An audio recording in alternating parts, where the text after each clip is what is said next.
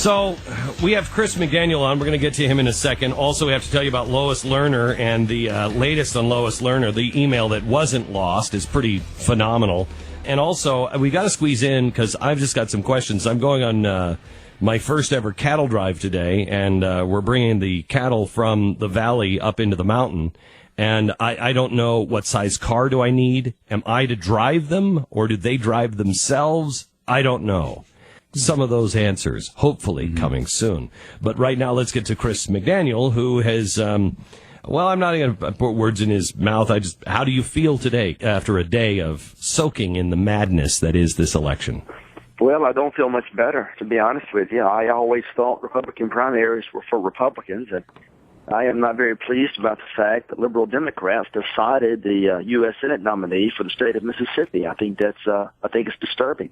It's more than disturbing. I think it's disturbing. Yeah, it's not just that they decided. It is the fact that Tad Cochran and Orrin Hatch and Mitch McConnell did a couple of things. Took $250,000 from Michael Bloomberg and other really liberal organizations, then reached out to Democrats and blacks and used race to come after you.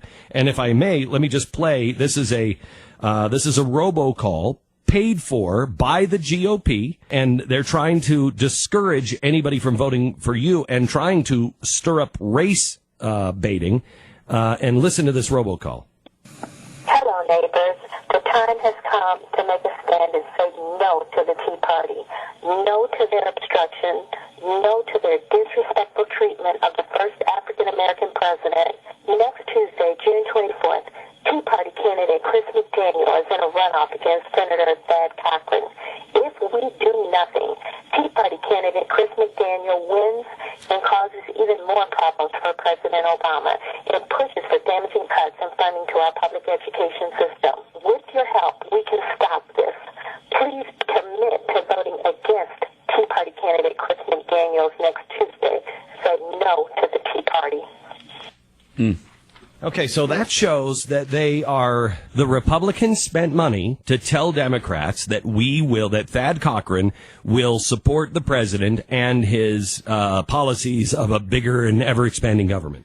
How do you feel about that, Chris? Well, they did. I don't like it a bit. Here's the thing. That's just the tip of the iceberg. They also orchestrated flyers that basically called me a racist, said I would end food stamps for everyone. They went into the same communities with speaker trucks and basically said that I was trying to suppress vote in those communities. They did every dirty trick in the book, behaving just like liberal Democrats do. And that was one of the things that was so disturbing, is that here's a party that I have fought for my entire life. I'm a two-term Republican state senator. I've been fighting for these guys, giving them money. I've been out there doing everything the way they always wanted me to do it. And then despite all they're talking about party unity and cohesion and how we're supposed to get together and do all these great things, I find it strange. And let the people decide? Yeah, and let the people decide. Glenn, the numbers that we saw and have been reported by the independent outside press shows that we won the race by about 25,000 votes among the Republican voters. We won the race by 25,000 votes. They won because they were able to push over 35,000 to 40,000 liberal Democrats with those tactics. And I find that strange. The very ideology that they're going to be proclaiming to fight against was the very one they embraced to put a conservative out of the race foreseeably. That's wrong under anybody's level. That's not even the way this party is supposed to be behaving. But it is, and it shows a sickness. Well, but it is. I mean, it is, Chris. It is, Chris, because it's not the liberal Democrats or the conservative Republicans. It is the progressives. The progressives will hold on to power and do everything they can. This is the party that was created by a Republican. And this is the way they operate. Progressives operate in this very way. Now, you have the New York Times saying Mr. Cochran passed the Supreme Court decision, or praised the Supreme Court decision that gutted the heart of the Voting Rights Act. He can now make it clear that bipartisan goes both ways by crossing party lines to support a new measure that would restore the Act's protections, becoming the first Republican senator to do so. Now demanding, as is the NAACP, that he pays them off. We got out and voted for you, so now you have to do these things. They are. In fact, our Congressman, Benny Thompson, has, only Democrat congressman we have now, has already declared that he owes it back to African-American Mississippians to do some things for them now because they delivered the vote for him. And that's just, to me, it has nothing to do with where they're from or the color of their skin. They're liberal Democrats, Glenn, for goodness sakes. And we literally embrace these liberal Democrats to win an election, and it just goes to show how far we've fallen. Chris, where do you go from here? I understand you're not conceding the race. Is that right? No, not yet. We're not going to concede because there were so many irregularities. I mean, we know for a fact that if someone did vote in the earlier June 3rd primary on the Democratic side, it's illegal for them to cross over and vote. But we also know that if you have no intention of supporting the candidate, the general, then you should not vote for him in the primary. And we're hearing talk of that all over the state. People say, well, I have no intention of supporting Cochran, but I voted for him, and now I'm going to support Childers, the Democrat. So how are you going to do this? Yeah. And if you don't get a good outcome from that, then where do you go? Do you have any plans of doing a third party campaign? Wait a minute. Hold it. Don't go there yet. Recounts are not a part of Mississippi's election process. You can say, well, there was a lot of irregularities, but there's no recount in that process. There's no way to prove, so-and-so voted for, this guy and has no intention of voting for him, in the next. I mean, what do you do with that information? That's just it. That makes it tough from that standpoint. The easiest way to look at the votes is if there are 40 or 50,000 Democrats that turned out, we only need to find about 5,000 to 6,000 that may have voted in the first primary that participated in the Republican primary. That is, crossovers that participated in both primaries. That's per se illegal. On the second side... But can you do that? Can you do that without a recount? Yeah, you can. And a lot of these precincts, there's supposed to be books there that check. Well, wouldn't you know, in many of these Democratic precincts, they weren't very far into checking the books. So we're having to go back now and pull those books and look at them and compare the numbers. Okay, so now let's take it to... So are you going to run as a third party? Do you consider yourself a Republican anymore? Where do you stand? What's next? Well, I suppose I still am. I have been since I was 13. But if you were to ask me if I'm pleased with the direction of this party, I'm going to tell you absolutely not. And I think conservatives all across this country have reason to be outraged with what happened in Mississippi. And the Mississippians there that are hearing this, you cannot be pleased with the direction of this party. You cannot. You may take some consolation that Senator Cochran won, but how he won is absolutely improper from our standpoint. So where do we go from here? That's a great question. We're talking to lawyers now. We're trying to move forward as best way we know how. And we'll be making some tough decisions here in the next 5 or 6 days. Chris, isn't there just a huge slap in the face here to the actual Republican voters, the people who send money to the Republican Party? They voted for you, and yet the Republicans went out there and tried to overturn their will. How can anyone stand by these guys at this point? It's tough. We received 60% of the Republican vote. We received 60% of it. And those men and women who have fought for the party, those men and women who have made the party the conservative champion that it's supposed to be, their votes were diluted and taken away by a massive orchestrated outreach into the liberal Democrats. How do you feel about... I'm sorry. How do you feel about people like Orrin Hatch and the leaders of the party that would feel more comfortable with Michael Bloomberg than you? Well, I think it goes to show truly who they are, and I'm glad they're being exposed for what they are.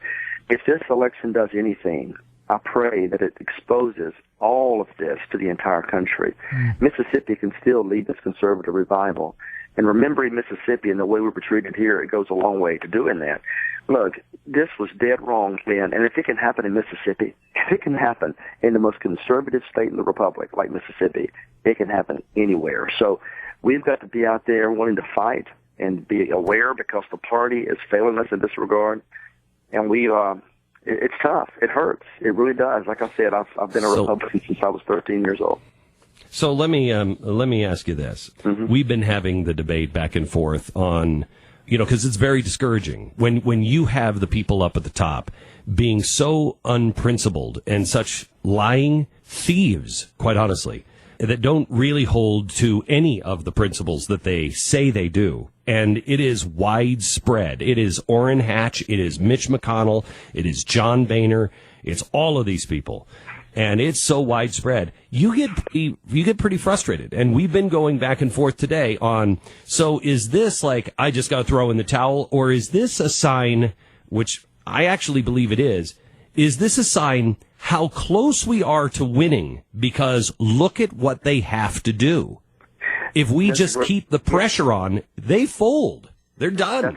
That's a great point. Absolute desperation. I mean, I never would have considered that a 42-year Republican incumbent would reach out overtly into liberal communities to try to win a race. And it goes to show that he knew he was beaten among the party. And he was beaten among the party, not once but twice. We beat him on June the 3rd. We came back on June the 24th, and we won that race by 25,000 votes from the Republican primary. It just so happens Republicans did not choose their nominee this time. The liberal Democrats did. And if I'm in Mississippi, I'd be outraged if that was the case. But you're right. So here's the real key, that it's not wrong to reach out to liberal Democrats. I don't think it is. I think if I say, look, here's who I am, and this is what I believe. I believe that we should not have the NSA spying on every American. Mm-hmm. I believe we should not be killing Americans with drones. I believe we should end the war. Those things would be embraced by liberal Democrats, because those things they've always been for. Now so it's not a problem to reach out to liberal Democrats. What is happening is they used the liberal Democrats by using race and lies and distortion to be able to get this done. So it's not reaching across the aisle. It's using people. Well, yes, I think you're right. Using them the way they did, playing those dirty tactics was one thing. But remember, this wasn't a general election. It's one thing to do it in a general. This was a Republican primary. I think it is improper to use them in a Republican primary. They are self-avowed Democrats that have always voted for Democrats. They obviously support Barack Obama, always have. Why are they choosing our nominee?